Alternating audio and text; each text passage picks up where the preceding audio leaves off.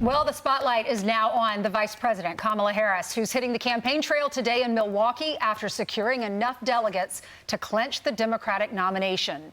And we're anticipating President Biden's return to the White House this afternoon for the first time since announcing he won't seek re-election. Senior White House correspondent Jacqui Heinrich is live in Rehoboth Beach, Delaware, with the details. Jacqui.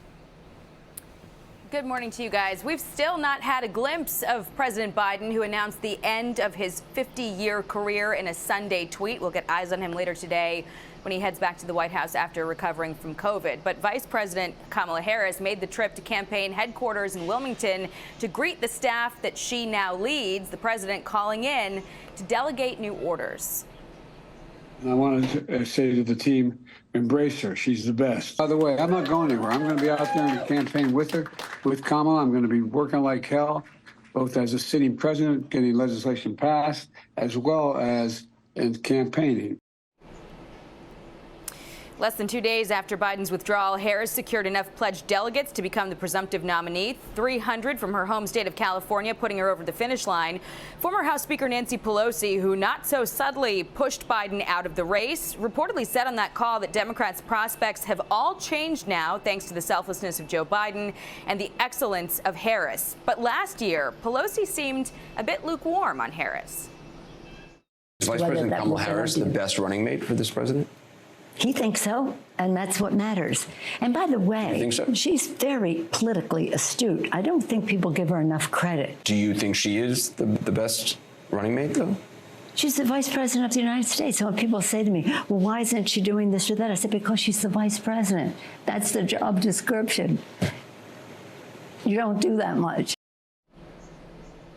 Now, former Attorney General Eric Holder is vetting potential VP picks. The campaign soliciting 6 state governors: North Carolina's Roy Cooper, Arizona's Mark Kelly, Pennsylvania's Josh Shapiro, Michigan's Gretchen Whitmer, who, by the way, already said she's got no intention of accepting the VP slot, Minnesota's Tim Walz, and Illinois Governor J.B. Pritzker. Much of this decision, guys, is going to come down to the map and which running mate might help Democrats most in November. Today, Harris hits the campaign trail, though, in Wisconsin, and she is leaning into the new campaign framing of a face-off between herself, a former prosecutor, and Trump, a convicted felon, guys. So, Jacqui, the current president, Joe Biden, is he just going to be holed up at the White House until the DNC? Because ultimately, I think he had 9 trips planned, but now those were campaign trips to show that he was vigorous and he was robust. And ultimately, that's where he supposedly got COVID, which is ironic. So is he just going to be back in the basement?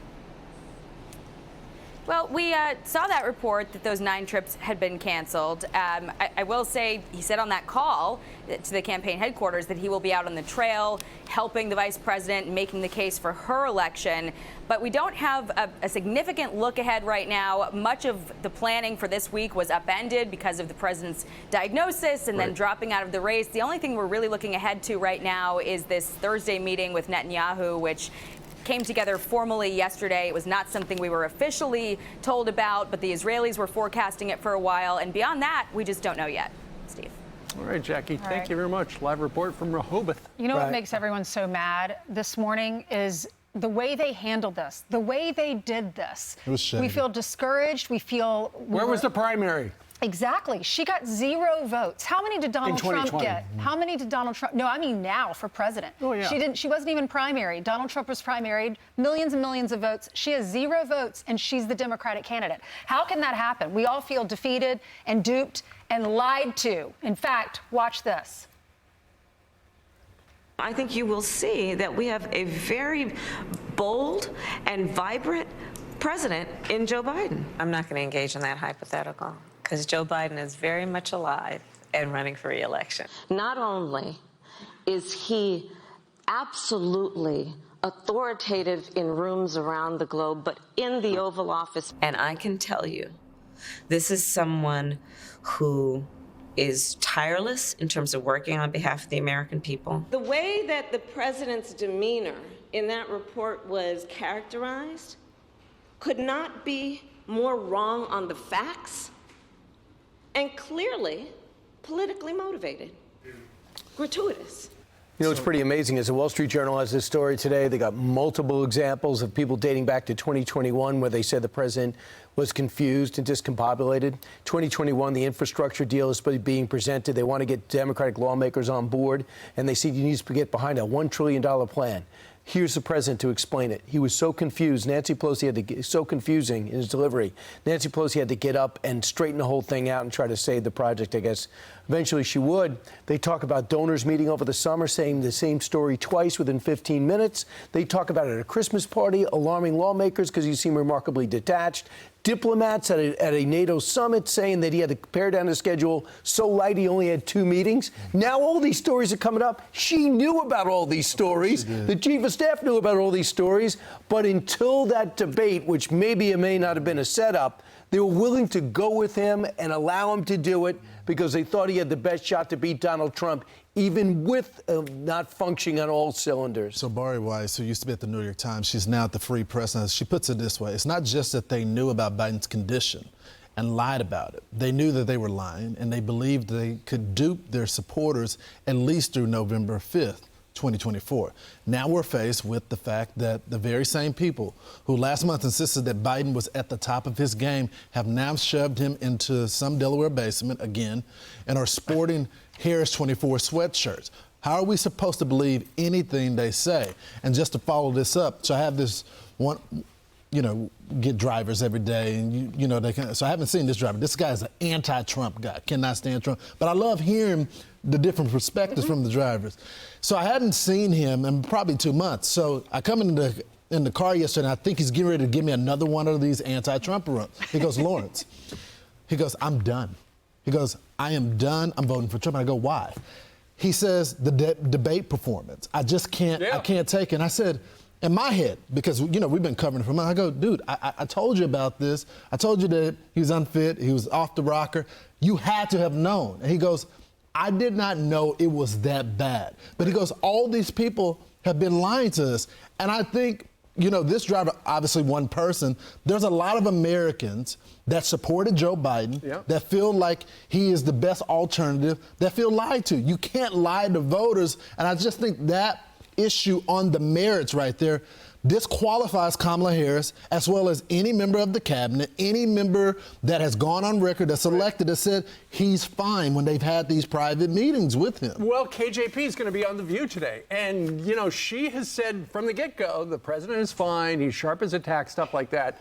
But we know, and Brian, you know, we saw that Wall Street Journal article come out a couple of months ago where it was dismissed by the mainstream media because all the anonymous sources were Republicans. No, I mean, this one came out today. You guys should see this one. It's much more detailed. It's very detailed, but it was like, oh, that's just Republicans who are grousing about it.